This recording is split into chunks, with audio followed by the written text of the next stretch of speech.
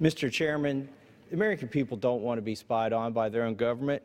Our founding fathers included the Fourth Amendment for a reason, to require probable cause and a warrant before the government and government agents can snoop on anyone. During the 113th Congress, the House of Representatives passed the bipartisan amendment I am offering today by a 293 to 123 vote. This year, our bipartisan group is reuniting once again to shut down unconstitutional surveillance that does not meet the expectations of our constituents or the standards required by our Constitution. Our amendment shuts one form of backdoor surveillance by prohibiting warrantless searches of government databases for information that pertains to U.S. citizens. The Director of National Intelligence has confirmed that the government searches vast amounts of data, including the content of emails and telephone calls, without individualized suspicion or probable cause. At this time, I will submit for the record the letter from the Director of National Intelligence which confirms this warrantless spying. The gentleman's request will be covered under general leave. The Director of the FBI has also confirmed that he uses the information to build criminal cases against U.S. persons. But the Director of National Intelligence and the FBI are not above the Fourth Amendment, and this practice should end. This time, I would like to yield 1.5 minutes to my colleague from California, Ms. Lofgren. Gentleman is recognized. I thank the gentleman for yielding in support of the Massie Lofgren amendment. You know, as has mentioned, the declassified FISA court decision has indicated that substantially more warrantless communications are collected through 702 than 215. You know, we had a bill up to recently, the USA Freedom Act, that alleged that we were stopping bulk collection, but we didn't. And during the markup of that bill in the Judiciary Committee, we offered this amendment, and everyone on the committee, including the chairman of the committee, said they were for this provision, but it wasn't the right time. Well, this is the right time, and that's why we have this broad support. It's the Massie Lofgren, Sensenbrenner Conyers, Poe Gabbard, Jordan O'Rourke. It's broad, it's bipartisan. It's supported by groups like the American Civil Liberties Union, as well as the Campaign for Liberty, the Demand Progress, as well as Freedom Works. This has broad bipartisan support, and the American people deserve this, that when we have an interest in querying the 702 database for American citizens, get a warrant. That's what the Fourth Amendment requires. Finally, this closes the opportunity to require backdoors on technology. And as has been mentioned earlier by technologists and scientists, to do that just opens a door wide open for the bad guys and the hackers to break in. So I thank the gentleman for yielding and yield back. Gentleman from Kentucky. Mr. Chairman, as my colleague stated, our amendment also prohibits the NSA and the CIA from placing backdoors into commercial products. This is important because in December of 2013, it was reported that a U.S. security company had received $10 million from the NSA to use a flawed encryption method. Our government should strengthen technology that protects our privacy, not take advantage of it. And at this time, I'd like to reserve the balance of my time. Gentleman reserves. For what purpose does the gentleman from New Jersey rise? Mr. Chairman, I rise to claim time in opposition. Gentleman recognized for 5 minutes in opposition. Mr. Chairman, I rise to claim time in opposition to this amendment. This amendment restricts the use of Section 702 of FISA, which is not currently up for reauthorization. The law does not sunset until December of 2017.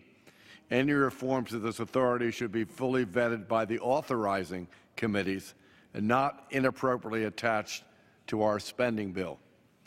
This amendment would impose greater restrictions on the intelligence community's ability to protect national security and create an impediment to our government's ability to locate threat information already in our government's possession. Such an impediment would potentially put American lives at risk of another terrorist attack. Colleagues, the House recently passed H.R. 3361, the U.S. Freedom Act, with overwhelmingly bipartisan support. It was signed into law last week. This amendment seeks to relitigate an issue fully litigated in the drafting of that legislation. A similar amendment was offered and rejected by the House Judiciary Committee during its markup of that bill.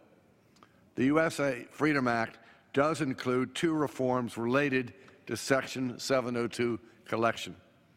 These were reforms properly considered during the authorization process, not slapped on an appropriations bill without consideration and deliberation.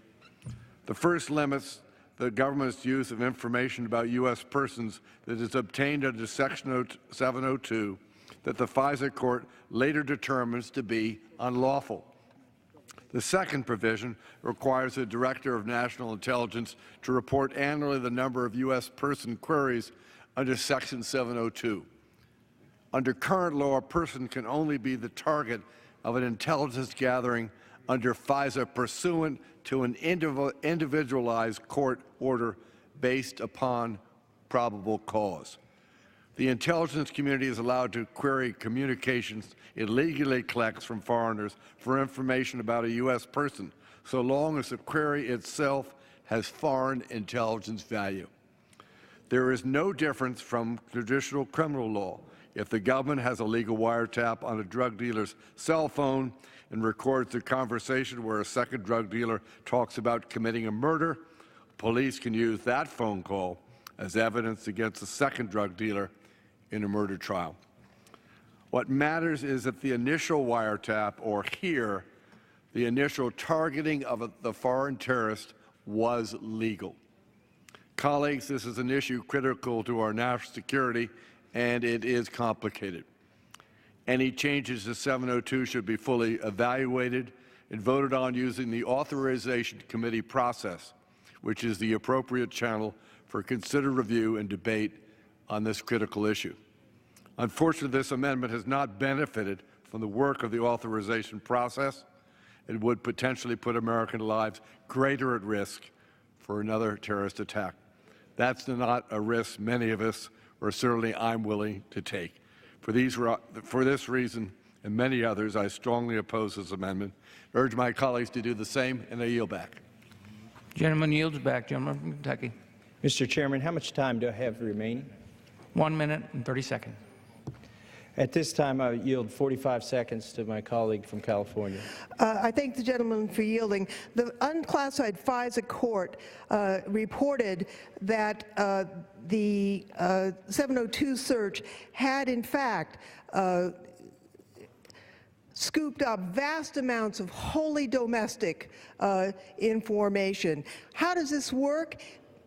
The upstream communications are tapped into by the NSA, and in the digital world, your digital information, your domestic information is stored throughout the world. It's scooped up and it's used. The FBI has indicated it's used, and the DNI has indicated it's used for wholly domestic purposes without a warrant, routinely, thousands, tens of thousands of times. It is in violation of the Fourth Amendment. It must stop, and I thank the gentleman for yielding. And I just say on the Judiciary Committee, every member of the committee who declined to support this amendment said they were for the amendment and said we should offer it to the DOD Appropriations bill. And I yield back. Gentleman from Kentucky. Now, it's been said here tonight that this is not the time or the place to address these problems with 702. But look, we have a constitutional crisis, and this was the excuse we were given in the Judiciary Committee when my colleague tried to get the amendment allowed there. It was the same excuse I was given in the Rules Committee when we had an opportunity to address this. And I would maintain that 2017, 2 years from now, is too long to go in this constitutional crisis situation where we recognize something that illegal and or unconstitutional is occurring, yet we don't do anything about it. So this is the time to do something about it. This is the place to do something about it. I urge my colleagues to vote for this amendment, and I yield back the balance of my time.